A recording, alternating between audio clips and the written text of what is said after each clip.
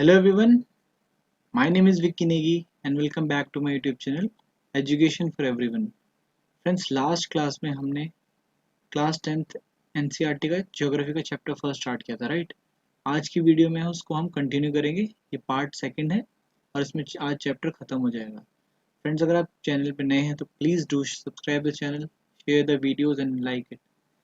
चलिए कंटिन्यू करते हैं। Resources and development part, right? सबसे पहले हम इसमें देखेंगे लैंड रिसोर्सेज। हमने रिसोर्सेज के बारे में पढ़ा था। There are various types of resources. अब हम उसमें से एक रिसोर्सेज होते हैं land resources, right? What are these? Let's study about it.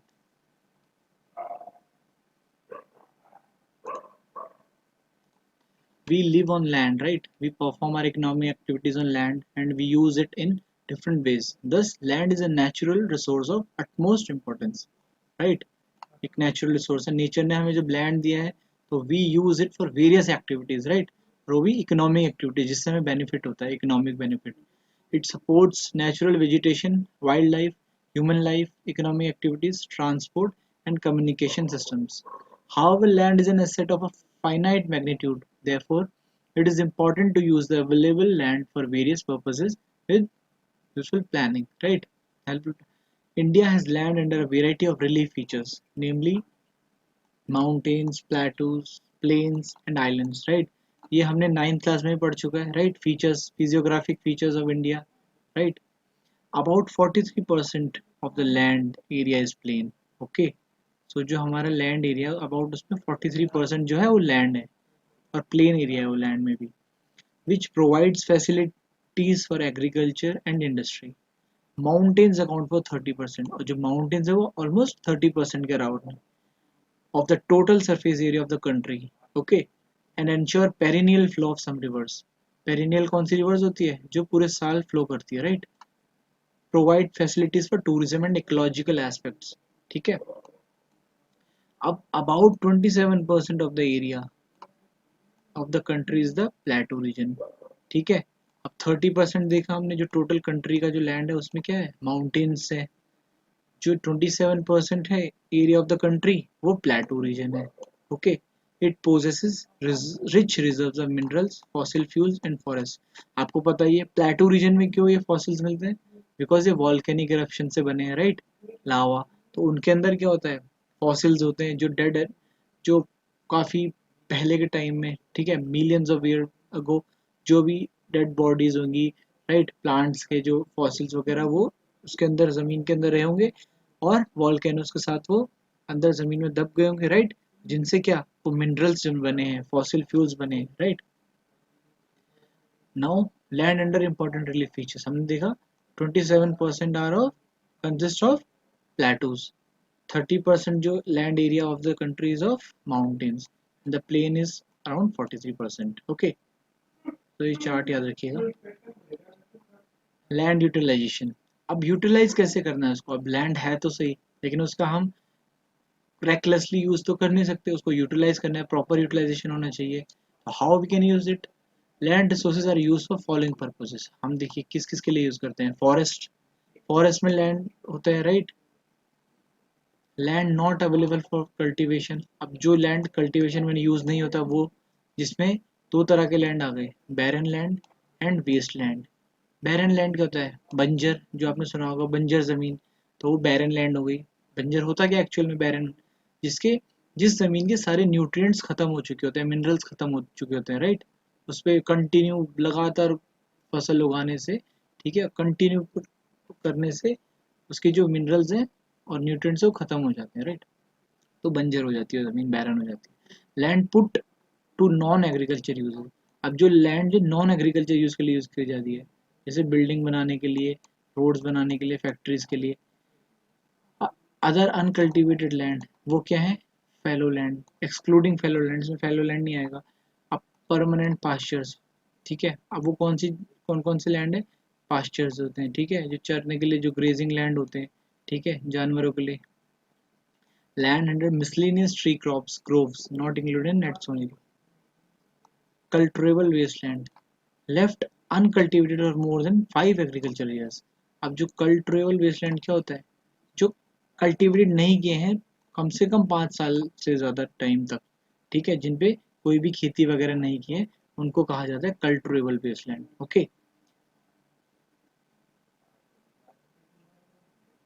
Current fallow, fallow lands fourth है, फैलो लैंड्स। फैलो लैंड्स क्या होता है, उसमें भी दो तरह के होते हैं, current fallow.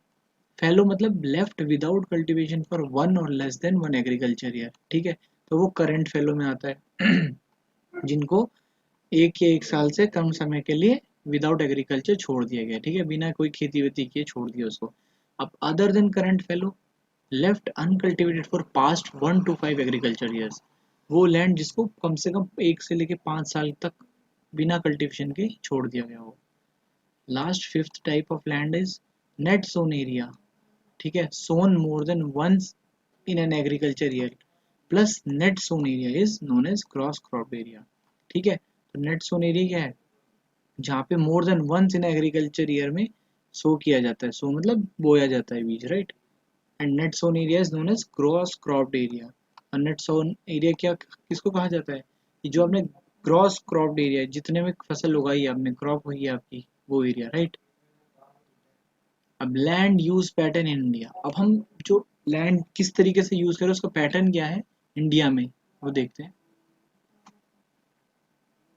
The use of land is determined by physical factors such as topography, climate, soil types, as well as human factors such as population density, right, technological capability, culture and traditions। okay, तो जो land है use India में determine किया जाता है बहुत तरीके से। अब उसके फिजिकल फैक्टर्स भी होते हैं, टोपोग्राफी कैसी है, क्लाइमेट कैसा है, सॉइल का टाइप कैसा है, ह्यूमन फैक्टर भी देखे जाते हैं कि पॉपुलेशन डेंसिटी कैसी है वहाँ पे, टेक्नोलॉजी कैसी है वहाँ पे अवेलेबल, कल्चर क्या है, ट्रेडिशन, इन सब चीज़ों को देख के ही लैंड को यूज़ किया जाता है, ठीक है। हर लैंड को एक सेम तरीके से यूज़ नहीं किया जा सकता। Total geographical area of India is 3.28 million square kilometre. Okay, अब जो टोटल जियोग्राफिकल एरिया इंडिया का क्या है, 3.28 मिलियन स्क्वायर किलोमीटर, याद रखना है आपको। Land use data however is available only for 93% of the total geographical area. और जो अब अवेलेबल डेटा है जो हमारे पास लैंड यूज का, वो 93% का ही है, ठीक है। टोटल जियोग्राफिकल एरिया है कंट्री का, उसका सिर्फ 93% के बारे में हमें पता है। क्यों? Because the land use for most of the north east states except Assam has not been done fully. अब जो उनके जो रिपोर्ट वगैरह की गई है, जो रिपोर्टिंग्स वगैरह की गई है, ठीक है, जो एस्टिमेट्स निकाले गए हैं, वो प्रॉपर तरीके से पूरी तरीके से नहीं किए गए हैं। तो जो नॉर्थ ईस्ट के कुछ स्टेट्स हैं उनमें अभी भी ये चीज़ नहीं हुई है, right. However some areas of Jammu and Kashmir occupied by Pakistan and China has also not been surveyed. तो यहाँ पे भी सर्वे नहीं किए गए हैं, जो पाक ऑक्यूपाइड कश्मीर आता है और जो चाइना के द्वारा जो हमारा जो क्या बोलते हैं पी, जो LEC है, right, line of actual control जो है, वो उस एरिया में भी। तो यहाँ पे जो लैंड है वहाँ पे भी सर्वे नहीं किया जा गया है अभी तक। तो the land under permanent pasture has also decreased. How are we able to feed our huge cattle population on this pasture land and what are the consequences of it? Most of the other than the current fallow lands are either of poor quality or the cost of cultivation of such land is very high। और fallow land तो हमने देख लिया ना कौन सा होता है, जिसमें काफी टाइम से एग्रीकल्चर नहीं की होती है। fallow land में भी दो तरीके के देखे थे हमने, राइट, ठीक है। बैरन से अलग होता है, बैरन मतलब बिल्कुल ही बंजर हो चुका है, जिसपे आप खरी कर ही नहीं सकते, काफी लंबे टाइम बाद ही न्यूट्रिएंट्स उसमें दोबारा से रीडेवलप हो पाएंगे, अदरवाइज उस पर तो खेती करना मुश्किल नामुमकिन के बराबर है, ठीक है। फैलो लैंड उसका उल्टा है, जिसमें कुछ टाइम के लिए लैंड छोड़ दी जाती है। Hence, these lands are cultivated once or twice in about 2 or 3 years, and if these are included in the net sown area, the percentage of net sown area in India comes about 54% of the total reporting area। ठीक है, अगर ये इन land को जो net sown जो sorry fallow land का है उसको अगर ऐड कर दिया जाए, ठीक है, उसको भी जोड़ा जाए इसमें, तो जो कल्टीवेशन होती है इन लैंड में वंस टू ट्वाइस अबाउट 2 और 3 ईयर्स में की जाती है। अगर इनको भी ऐड कर दिया जाए तो जो नेट सोन एरिया है उसका परसेंटेज ऑलमोस्ट कितना हो जाएगा, 54% हो जाएगा टोटल रिपोर्टिंग एरिया का। Okay, now the pattern of net sown area varies greatly from one state to another. जैसे मैंने बताया था कि जो लैंड का यूज है वो भी अलग अलग तरीके से हो सकता है, राइट, और हर लैंड का एक जैसे यूज नहीं हो सकता। राइट। अलग अलग चीज़ें हैं, फैक्टर्स हैं जो डिटरमिन करती है लैंड को कैसे यूज़ किया जा रहा है, राइट, और कैसे यूज किया जा सकता है। तो हर स्टेट में अलग अलग तरह के लैंड है, राइट। ठीक है, अलग अलग फीचर्स है, ज़रूर नहीं कि जो उत्तराखंड में लैंड का जिस तरीके से यूटिलाइजेशन हो रहा है वैसा ही हरियाणा या पंजाब वगैरह एरिया में हो रहा हो, राइट, क्योंकि वहाँ हिली एरियाज है, वहाँ पे प्लेन्स भी हैं। ठीक है, it is over 80% of the total area in Punjab and Haryana. ठीक है, less than 10% in Arunachal Pradesh, Mizoram, Manipur and Andaman Nicobar. देख रहे हैं आप, तो नॉर्थ ईस्ट के जो स्टेट्स हैं, साथ ही साथ अंडमान निकोबार आइलैंड एरिया जो है, वहाँ पे क्या है, नेट सोन एरिया कम है। ठीक है, और पंजाब हरियाणा में ही मिला के ही 80% के अराउंड है, देख रहे हैं, और 10% से कम है इन सब जो north east plus Andaman Nicobar को मिला के। Forest area in the country is far lower than the desired 33% of geographical area, as it was outlined in the National Forest Policy 1952. ठीक है, it was considered essential for maintenance of the ecological balance. The livelihood of millions of people who live on the fringes of these forests depend upon it. Right? A part of the land is termed as wasteland. अब जो इसका भी कुछ part है वो wasteland कहलाता है, and land put to other non-agriculture uses. ठीक है, wasteland क्या है? अब वेस्टलैंड होता क्या है?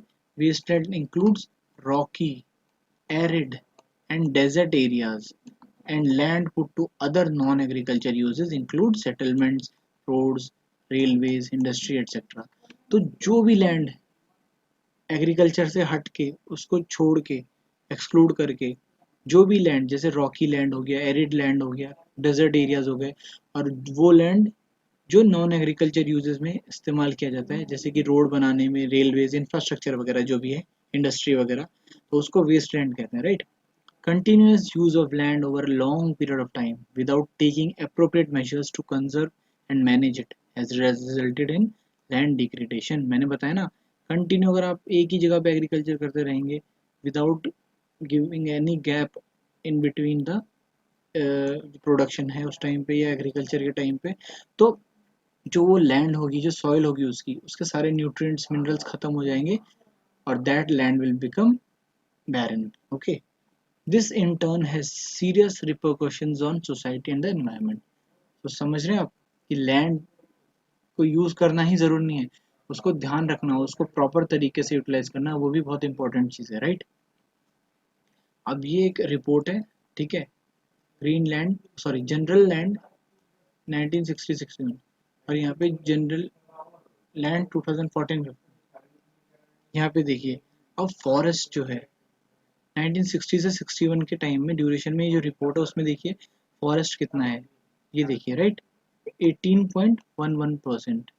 बैरन लैंड जो है 18.11%, सेम एरिया जो है अंडर नॉन एग्रीकल्चर यूजेस वो है 4.95%।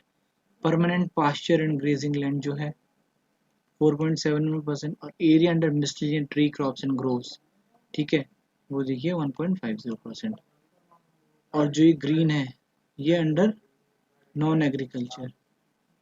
नाउ आप इस साइड देखिए 2014-15 में क्या हो चुका है, पूरा ही सिनेरियो ही चेंज हो चुका है, राइट। नेट सोन एरिया देखिए आप, culturable wasteland 4.0%, fallow other than current fallow.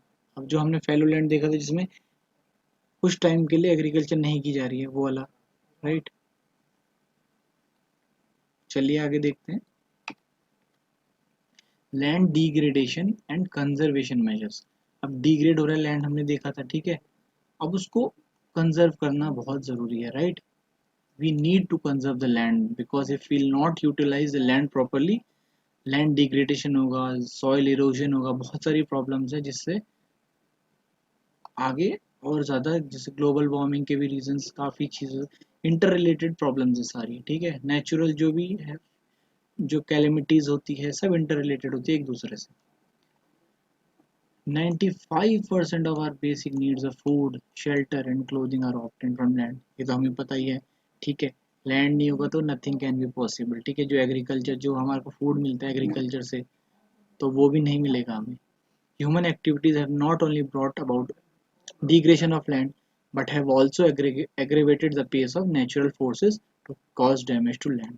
अब जो हमारी ह्यूमन एक्टिविटीज़ है उसने ना ही सिर्फ डिग्रेडेशन ऑफ लैंड किया है लेकिन एग्रेवेट कर दिया है, तेज कर दिया है pace of natural forces.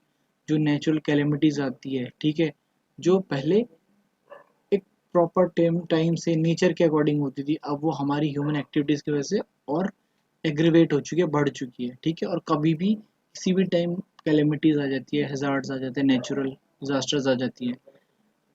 Some human activities such as deforestation, overgrazing, mining, quarrying too have contributed significantly in land degradation. Mining sites are abandoned after excavation work is complete, leaving deep scarred traces of gardening, right?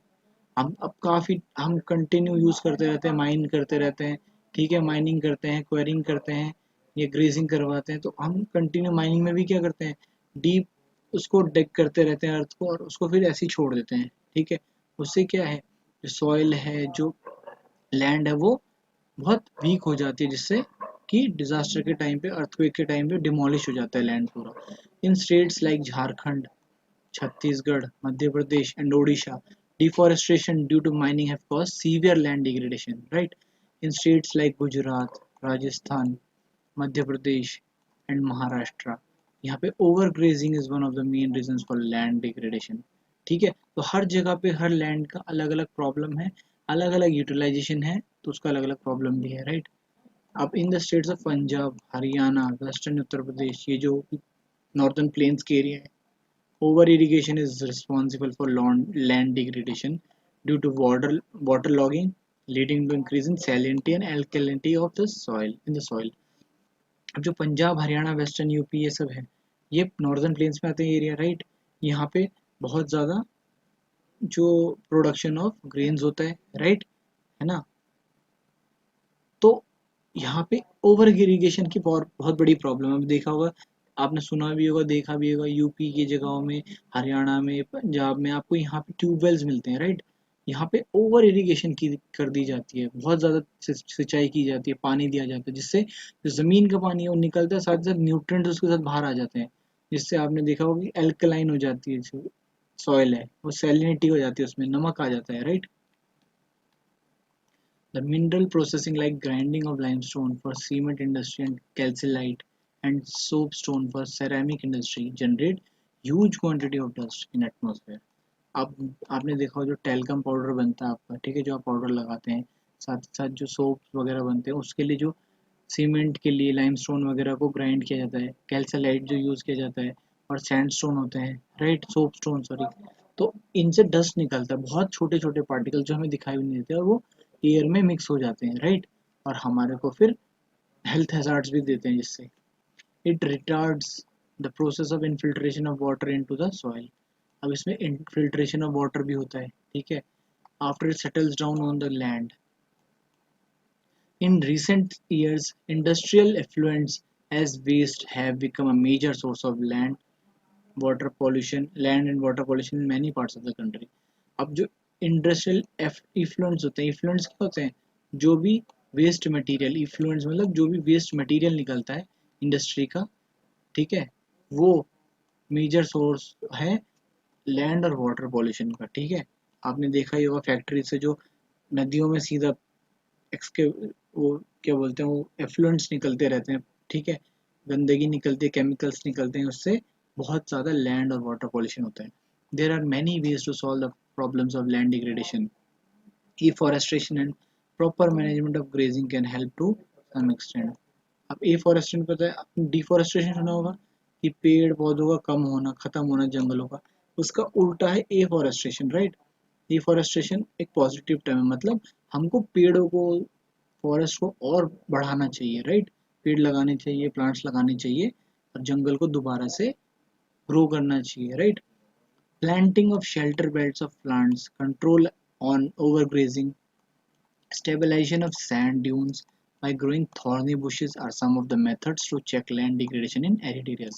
अब अब ऐसा नहीं कि जो सूखे area वहाँ पे land degradation नहीं होता, वहाँ पे भी होता है। तो वहाँ पे कैसे किया जा सकता है कि जो ओवर ग्रेजिंग है उसको रोका जाए, जो सैंड ड्यून्स है, वो जो रेत उड़ती है, तो उनको कैसे ज़्यादा एक जगह से दूसरी जगह पे फैलने से कैसे रोका जा सकते हैं, कि थॉर्नी बुशेस को लगाया जाए वहाँ पे, ठीक है। आपने देखा होगा डेजर्ट एरियाज में आपको प्लांट्स वगैरह तो मिलते नहीं है, राइट? तो वहाँ पे क्या होता है, थॉर्नी प्लांट्स होते हैं, तो वो चीज़ें लगानी चाहिए। प्रॉपर मैनेजमेंट ऑफ वेस्टलैंड्स, ठीक है, वेस्टलैंड्स हमने पढ़ा, ठीक है, तो उनका प्रॉपर मैनेजमेंट हो। कंट्रोल ऑफ माइनिंग एक्टिविटीज़, ठीक है, माइनिंग एक्टिविटीज़ को कंट्रोल किया जाए, ना कि बिना किसी रिस्ट्रिक्शन के improper utilization हो, ऐसा नहीं होना चाहिए। Utilization should be properly done, right? Proper discharge and disposal of industrial effluents and waste after treatment can reduce land and water degradation in industrial suburban areas. Okay. Now soil as a resource. अब land as a resource देखा हमने, अब soil भी एक resource है हमारा, right? आपको पता ही है, soil is the most important renewable natural resource, right? Soil ना हो तो फिर जो हम प्रोडक्शन कर रहे हैं, जो फूड प्रोड्यूस हो रहा है, एग्रीकल्चर हो रहा है, वो सब it's not possible at all, right? It is the medium of plant growth, supports different types of living organism on the earth. Okay, soil is a living system. It takes millions of years to form soil. समझे? तो ये भी एक renewable natural resource है अगर हम इसको properly utilize करें तो। Up to a few centimeters in depth, तो मिलियंस ऑफ ईयर लगते हैं एक कुछ सेंटीमीटर की डेप्थ की सॉइल की लेयर बनने में, राइट? रिलीफ, पेरेंट रॉक और bed rock, climate, vegetation and other forms of life and time are important factors in the formation of soil. तो ये सारी चीज़ें important हैं, factors होते हैं in the formation of soil. Various forces of nature such as change in temperature, means of running water, wind and glaciers, activities of decomposers etc. contribute to the formation of soil. Chemical and organic changes which take place in the soil are equally important. Okay. Soil also consists of organic and inorganic materials. अब soil में organic materials भी होते हैं, जैसे humus कहते हैं, right? और inorganic materials भी होते हैं. On the basis of the factors responsible for soil formation, उसका color define होता है, thickness define होती है, texture define होता है उसका, कि क्या age है उसकी, क्या उसमें chemical composition है, और क्या physical properties of soil की. The soils of India are classified in different types. तो इन सब चीज़ों के बेसिस पे इंडिया की जो सॉइल है वो भी अलग अलग तरीके से डिफाइन की जाती है, क्लासिफाई की जाती है, राइट? चलिए देखते हैं क्लासिफिकेशन। अब बेसिकली ये मिलियंस ऑफ ईयर लग जाते हैं इस लेयर को बनने में सॉइल की, ठीक है, कुछ फ्यू सेंटीमीटर्स थिक सॉइल की लेयर को बनने में। टॉप सॉइल जो होती है अपर सॉइल लेयर होती है, सब सॉइल विदर्ड रॉक से बनी होती है, sand and silt clay, right? उसके बाद सब स्ट्रेटम, स्ट्रेटा जो होती है लेयर, सब स्ट्रेटम जो उसके नीचे होती है, राइट? इसमें रॉक मटेरियल्स होते हैं। और लास्ट में जो है अनवीदर्ड पेरेंट रॉक, जो वीदर्ड नहीं होती है, पेरेंट रॉक है, जो बेड रॉक है, राइट? ये जो सबसे स्ट्रॉन्ग टफ स्टोन्स होते हैं उसकी होती है लेयर, राइट? तो ये अनवीदर्ड होते हैं, ये वीदरिंग नहीं हो पाती इनकी, क्योंकि सबसे नीचे है, तो ये एक जगह से दूसरी जगह नहीं जा पाते। जो ऊपर ऊपर की लेयर्स है उन्हीं को, जो विंड है, सॉइल है, वाटर है, एयर है, ये सब चीज़ें इन्हीं ऊपर की लेयर्स को मूव कर पाती है। Classification of soils. अब क्लासिफिकेशन क्या है? India has varied relief features, landforms, climate, realms and vegetation types. These have contributed in the development of various types of soils. तो हमने देखा ही, हमें पता ही है कि इंडिया के कितने सारे लैंड फॉर्म्स हैं, लैंड फीचर्स है, राइट? टोपोग्राफिक डिविजन्स हैं, तो उसमें ही सेम उसमें सॉइल भी काफ़ी अलग अलग तरह की है।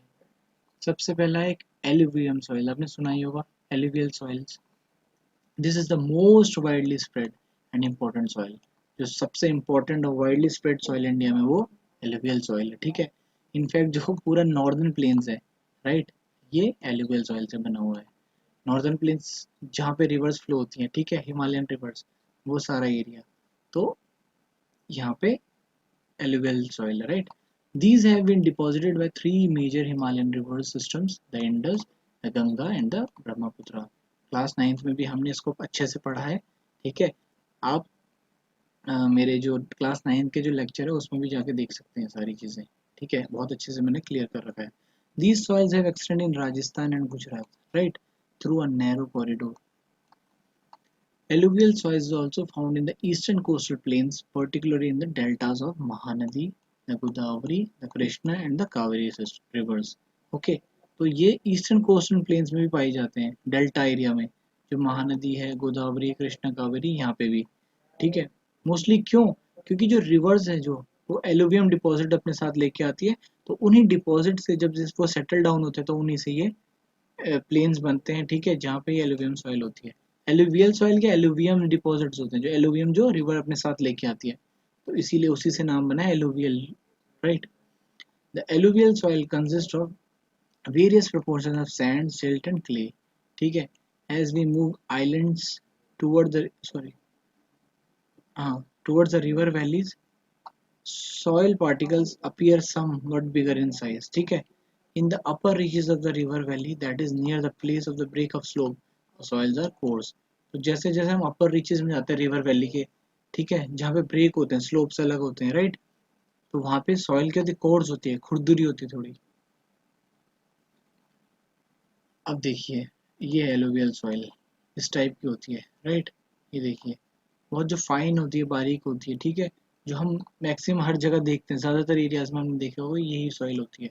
Such soils are more common in piedmont plains such as Duars, Chos and Terai. हमने हिमालयन, जब हमने डिवीजन पढ़ा था, तो उसमें हमने द्वार्स के बारे में पढ़ा था, तराई के बारे में पढ़ा था, right. Apart from the size of their grains or components, soils are also described on the basis of their age, ठीक है। अब इन components के अलावा, grains के अलावा, उनके structure, color के हिसाब से age पे भी define की जाती है, उनके basis पे। According to their age, alluvial soils can be classified as old alluvial Bangar and new alluvial खादर, ठीक है। तो अगर एज के बेसिस पे देखा जाए एलुवियल सॉइल को, तो जो ओल्ड एलुवियल सॉइल होता है उसे कहते हैं बांगर, राइट। और जो न्यू, फ्रेश, न्यू न्यू जो है एलुवियम सॉइल है, उसको कहते हैं khadar, okay. The bangar soil has higher concentration of kankar nodules than the khadar. अब बांगर सॉइल जो होती है, जो ओल्डर वन होती है, उसमें हाई कंसंट्रेशन ऑफ कंकर होते हैं, जो कंकड़ नोड्यूल आपने देखे होंगे ना, पत्थर के टुकड़े टुकड़े कंकर, वो। It has more fine particles and is more fertile than the bangar, ठीक है। तो जो खादर होती है, जो फ्रेश एलुवियम सॉइल होती है, न्यू एलुवियम सॉइल होती है, वो ज़्यादा फर्टाइल होती है, because it has fine particles, तो फाइन पार्टिकल्स में इजीली ग्रो हो पाती हैं चीज़ें। Alluvial soil as whole are very fertile.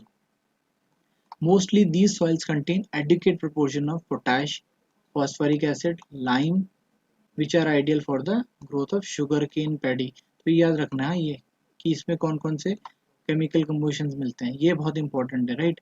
कि जो एल्यूवियल सॉइल है उसमें पोटैश, फॉस्फोरिक एसिड और लाइम, ये इंपॉर्टेंट है, ये मिलते हैं, which are ideal for the growth of sugarcane, paddy, wheat and other cereal and pulse crops, right. तो आपने देखा होगा यूपी वगैरह में, पंजाब, हरियाणा, यहाँ पे शुगर केन, पैडी, वीट, ये सारी चीज़ें आपने देखी होगी, तो ये एलुवियम सॉइल है, क्यों, नॉर्दर्न प्लेन्स है, तो यहाँ पे ये सारी क्रॉप्स प्रोड्यूस की जाती है।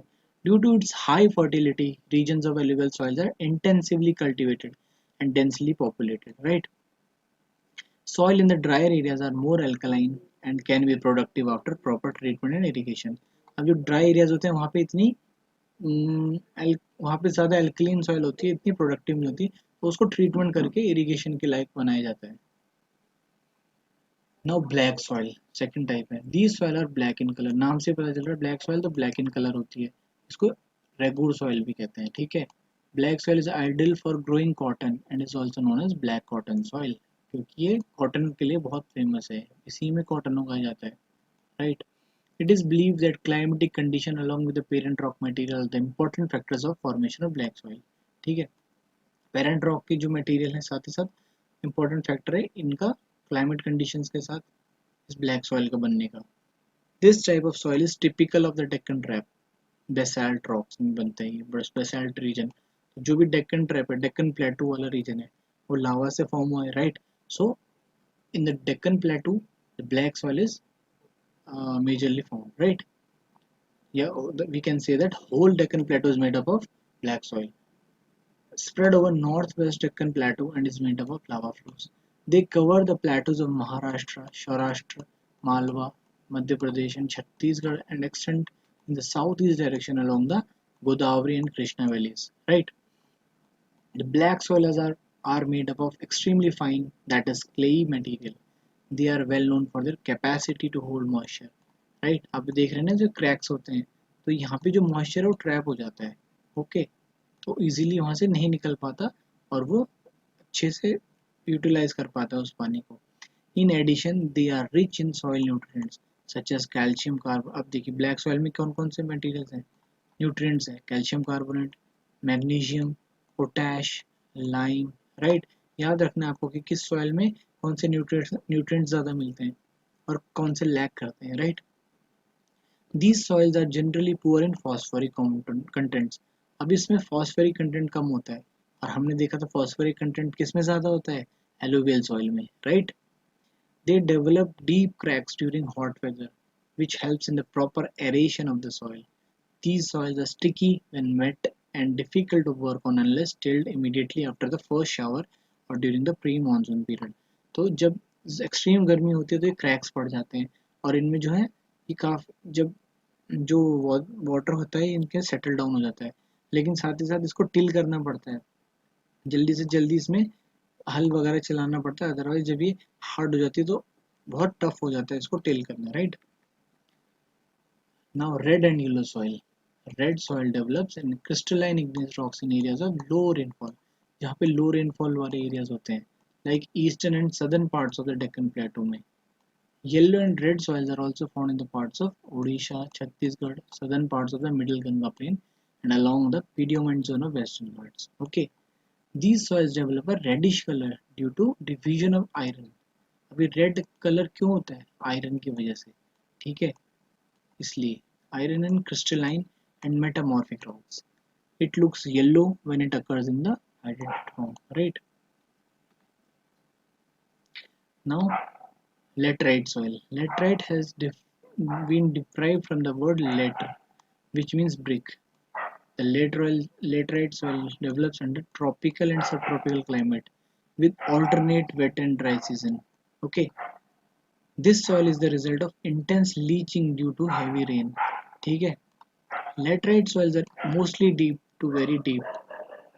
Acidic, pH acidic क्या होता है इसका 6.0 होता है इसका pH value. Generally deficient in plant nutrients, इसमें प्लांट न्यूट्रिएंट्स की डेफिशिएंसी होती है and occur mostly in southern states, ठीक है, सदर्न स्टेट जो सदर्न इंडिया है उसके स्टेट्स में पाई जाती है सबसे ज़्यादा laterite soil. Okay, Western Ghat region of Maharashtra, Orissa, some part of West Bengal and north east region में भी। ओके, चलिए आगे चलते हैं। Where these soils support deciduous and evergreen forests, it is humus rich. Humus rich. तो जहाँ पे deciduous और evergreen forest होते हैं वहाँ पे laterite soil में humus होता है काफ़ी. But under sparse condition, vegetation and semi-arid environment, it is generally humus poor. ठीक है, जहाँ पे sparse conditions होती है vegetation में या semi-arid environment होता है तो वहाँ पे humus भी बहुत poor होता है, बहुत कम होता है, right? They are prone to erosion. अब ये soil जो थी इरोजन के लिए बहुत मतलब इजीली इरोड हो जाती है, राइट, प्रोन टू इरोजन होती है and degradation due to their position on the landscape. After adopting appropriate soil conservation techniques particularly in the hilly areas of Karnataka, Kerala, Tamil Nadu, this soil is very useful for growing tea। ठीक है, अब वैसे तो ये prone to erosion है लेकिन अगर इसको अच्छे से ट्रीट किया जाए इस सॉइल को, और ये hilly areas of Karnataka, Kerala, Tamil Nadu है जो, ठीक है, ये आपके वेस्टर्न घाट्स और ईस्टर्न घाट्स वाले एरियाज में, ठीक है, तो वहाँ पे टी आराम से टी अच्छे से ग्रो की जाती है, कॉफ़ी बहुत अच्छे से ग्रो की जाती है सॉइल में। और आपको तो पता ही है कर्नाटका जो है, राइट, कॉफ़ी में बहुत जो प्रोड्यूसर है, राइट, लार्जेस्ट प्रोड्यूसर, ठीक है, तो red laterite soil in Tamil Nadu, Andhra Pradesh and Kerala are more suitable for crops like cashew nut. और सदर्न इंडिया में तो आपको पता है स्पाइसेस और जो ये ड्राई फ्रूट्स वगैरह होते हैं इसमें काफ़ी प्रोडक्शन इनका ज़्यादा होता है। So here the lateral soil is found in these areas. Okay, now arid soil. Arid पता ही आपको ड्राई क्लाइमेट को कहते हैं एरिड। एरिड सॉइल क्या, dry soil, range from red to brown in colour. जितनी ड्राई मीन्स आपको दिखेगी rough soil है, राइट, तो red to brown in colour होती है। They are generally sandy in texture होती है एंड सलाइन इन नेचर होती है, ठीक है। In some areas the salt content is very rich and common salt is obtained by evaporating the water. Due to the dry climate, high temperature, evaporation is faster and the soil lacks humus and moisture. The lower horizons of the soil are occupied by conker because of the increasing calcium content downwards. ठीक है. The conker layer formations in the bottom horizons restrict the infiltration of water. The proper irrigation, these soils become cultivable as has been in the case of western Rajasthan. Right? अब ये map है. ठीक है. यहाँ पे major soil types हैं. Forest and mountain, ये reason दिख रहा है आपको. ठीक है. यहाँ पे फॉरेस्ट एंड माउंटेन इस टाइप सॉइल है. ये जो रीजन है जो हमने नॉर्दर्न प्लेन्स का देखा था पूरा रीजन. ठीक है. यहाँ रिवर्स जो यहाँ पे हिमालयन रिवर्स फ्लो करती है, तो that this northern plain region. तो यहाँ पे आपका कौन सी सॉइल है? Alluvial soil. Now red and yellow हमने देखा था डेक्कन प्लेटो वगैरह. ठीक है. और यहाँ पे इस साइड में ये alluvial sorry red and yellow soil है. नाउ ब्लैक सॉइल, ये सारा जो प्लेटो वाला रीजन है. ठीक है. साथ ही साथ मालवा प्लेटो, डेक्कन प्लेटो, महाराष्ट्र वगैरह, यहाँ पे ब्लैक सॉइल है. Now laterite soil. राइट, ये रीजन है जो. और एरिड सॉइल तो ये देख ही लिया आपने, राजस्थान वाला एरिया. ठीक है. Dry areas. Now forest soils. Forest soils क्या है? These soils are found in hilly and mountainous areas. जंगल वाले, तो जंगल कहाँ पे होंगे? हिली एरियाज में और माउंटेन एरियाज में ज़्यादा जंगल होते हैं. राइट, ज़्यादा घने जंगल होते हैं. Where sufficient rain forest are available. The soil texture varies according to the mountain environment. अब माउंटेन एनवायरनमेंट के अकॉर्डिंग सॉइल टेक्सचर अलग अलग होता है. जैसी माउंटेन जहाँ होगी उसके अकॉर्डिंग वहाँ का सॉइल का टेक्सचर होगा. They are loamy and silty in valley side. Loamy soil होती है, सिल्ट वाली होती है, सिल्ट होता है जिसके अंदर. ठीक है. जो रिवर फ्लो करके लाती है अपने साथ, सिल्ट वाला कंटेंट होता है. और ये कहाँ पे? वैली साइड में, जहाँ पे घाटियाँ होती है वहाँ पे ऐसी सॉइल होती है. कोर्स और ग्रेन सॉइल होती है कहाँ पे? अपर स्लोप्स में, जहाँ पे स्लोप होते हैं ऊपर के, स्टार्टिंग के बिगिनिंग के स्लोप्स होते हैं, वहाँ पे कोर्स होते हैं, दाने इनमें गारे टाइप के होते हैं. Right. In the snow covered areas of Himalaya these soil experience denudation and are acidic with low humus content. ठीक है. तो जहाँ पे ये स्नो से कवर्ड होते हैं वहाँ पे क्या होता है? denudation होता है, एसिडिक होते हैं ये. ठीक है. लो ह्यूमस कंटेंट होता है. The soils found in the lower part of the valleys, particularly on the river terraces and alluvial fans, are fertile. तो जो लोअर साइड में पोर्शन ऑफ वैलीज के बाद जो आता है, जो रिवर का जो कोर्स आता है, वहाँ पे रिवर टेरेसेस में, एलुवियन फैंस में ये फर्टाइल होता है. राइट, जहाँ पे सेटल डाउन करती है रिवर अपने एलुवियम डिपॉजिट्स को. Now soil erosion and soil conservation. अब सॉइल इरोजन भी होता है. राइट, और उसको हमें कंजर्व करना भी है, अदरवाइज तो जो भी हम प्रोड्यूस कर पा रहे हैं वो नहीं कर पाएंगे. तो कैसे होता है, कैसे करेंगे? The denudation of the soil cover and subsequent washing down in described as soil erosion. ठीक है. सॉइल कवर का denudation होना, ठीक है, और सब्सिक्वेंटली वॉशिंग डाउन होना, ठीक है, सॉइल का, उसको सॉइल इरोजन कहा जाता है. अब वो जो वॉश डाउन होना वो बहुत तरीके से होती है. Right, process of soil formation and erosion go on simultaneously and generally there is a balance between the two. अब जो सॉइल फॉर्मेशन है और सॉइल इरोजन है, दोनों आपस में साइमल्टेनियस चलते रहते हैं, तो इससे बैलेंस बना रहता है. लेकिन जब अगर हम उसको प्रॉपर्ली ट्रीट नहीं करेंगे लैंड को, सॉइल को, तो जो बैलेंस है वो बिगड़ जाएगा. Sometimes this balance is disturb due to human activities like deforestation से, ओवर ग्रेजिंग से, कंस्ट्रक्शन से, माइनिंग से. हमने देखा ना ये सारी प्रॉब्लम्स पीछे. while natural forces like wind, glacier, water led to soil erosion. अब ये भी हैं, लेकिन ये नेचुरल एक्टिविटीज कब हैं? ये अपने होती है, ये तो रेगुलर होती है, लेकिन हम इनको अ, हमने पढ़ा था ना कि हम इनको और तेज कर रहे हैं, एक्सेलरेट कर रहे हैं, इनको तेज कर रहे हैं हम अपनी ह्यूमन एक्टिविटीज से. अदरवाइज ये तो नेचुरल एक्टिविटीज हैं, ये तो होते रहते हैं natural phenomena. But due to our interference in these things, ठीक है, ये काफ़ी ज़्यादा एक्सेलरेट कर रहे हैं. The running water cuts through the clay soils and makes deep channels as gullies. The land becomes unfit for cultivation and is known as bad land. अब जो रनिंग वाटर होता है, ठीक है, वो क्लेई सॉइल से डीप चैनल्स बनाता है. राइट, जिसे गलीज कहते हैं. The land becomes unfit for cultivation. और वो लैंड जो होता है कल्टीवेशन के लिए अनफिट होता है. मान लीजिए ये लैंड है, तो यहाँ से जो चैनल्स है वो बहुत तेज तेज जाएंगे. राइट, तो उस लैंड में क्या है? दरारें टाइप आ जाएंगी. राइट, गलीज बन जाएंगी ऐसे. तो ये लैंड कुछ काम की नहीं रहेगी अब, ठीक है, कल्टीवेशन के लिए, क्योंकि इसमें गलीज बन चुकी है, वो लैंड बिल्कुल प्रॉपर है नहीं. ठीक है, तो इसको बैड लैंड कहा जाता है.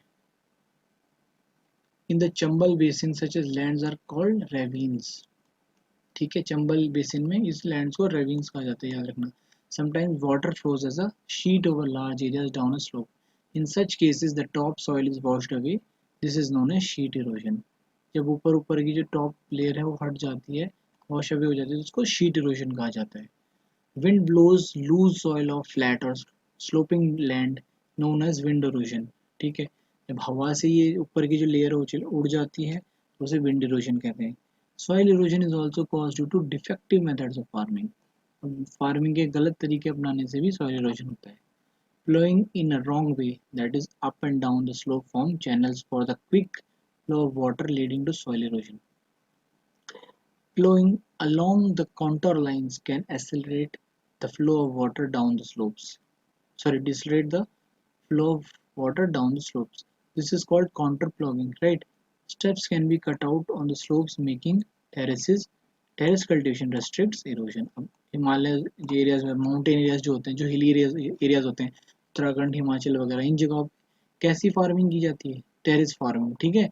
जो अब वहाँ पे प्लेन लैंड्स तो है नहीं, तो जो माउंटेन्स उनको कट करके प्लेन लैंड्स के छोटे छोटे टुकड़े बनाए जाते हैं, जिसे कहते हैं, ये आपके जो यहाँ पे टेरेस फार्मिंग, टेरेस जैसे बनाए जाते हैं, सीढ़ियाँ जैसे बनाए जाते हैं वहाँ पे खेत, राइट। जिससे क्या होता है, जो वाटर है वो एकदम से बिल्कुल फ्लो नहीं होता बाहर, right. The western and central Himalayas have well-developed terrace farming. Large fields can be divided into strips. Strips of grass are left to grow between the crops. This breaks up the force of the wind.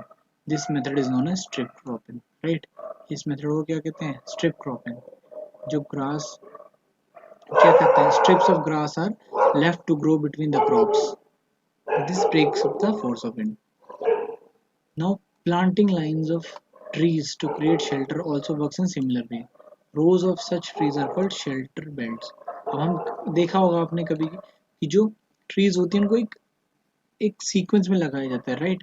इससे क्या होता है, उनकी roots जो hold करके रखती है soil को, साथ ही साथ वाटर को भी, राइट।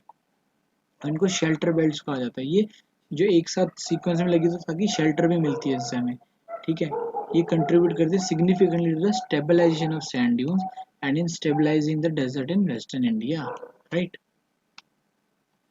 सो यहाँ पे चैप्टर फिनिश होता है ये वाला, फ्रेंड्स। आई होप आपको ये वीडियो अच्छी लगी हो, सारा टॉपिक आपको समझ आया हो, प्रॉपरली अंडरस्टूड हुआ हो, ठीक है। So please do subscribe the channel Education for Everyone. I hope you liked the video. Please like, share and subscribe the channel as well. Learn and help others to learn. See you in the next video. आपके लिए एक नया content लेके आऊँगा, नया topic. I hope